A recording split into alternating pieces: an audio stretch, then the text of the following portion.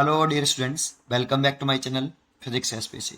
Gravitation का एक easy question. Two sphere of mass small M and capital M are situated in air, इस पे ध्यान दीजिए, and the gravitational force between them is capital F. The space around the masses is now filled with liquid of specific gravity 3. The gravitational force will now, तो choice हो गई B. B is correct. पर कैसे वो समझते हैं। आसान था बस, काफ़ी समझ लेते हैं कैसे। तो देखो, पहले एयर में दो स्पीयर प्लेस्ड हैं। मान लो एक स्पीयर ये है, इसका मास स्मॉल एम है, और ये एक और स्पीयर है, इसका मास कैपिटल एम है, और एक दूसरे से स्मॉल आर डिस्टेंस प्लेस्ड हैं, और बीच में आपका एयर है।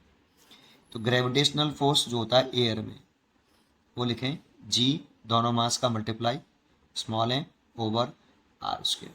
ये फॉर्मूला लगा लिया।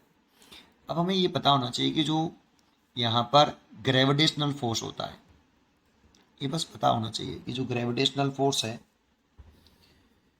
इज इंडिपेंडेंट होता है, independent of the nature of medium in between two masses. बस ये हमें पता होना चाहिए बेटा कि जो ग्रेविटेशनल फोर्स है ना, उस पर दोनों मासेस के बीच में जो मीडियम फिल कर रहे हैं उससे कोई फर्क नहीं पड़ता। कैपिटल जी भी इंडिपेंडेंट होता है किससे? मीडियम से। कैपिटल जी की वैल्यू मीडियम पे डिपेंड नहीं करती।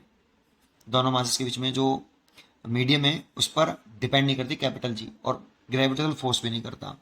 तो जब मीडियम पुट कर देंगे इन दोनों के बीच में, और कोई चेंज नहीं कर रहे,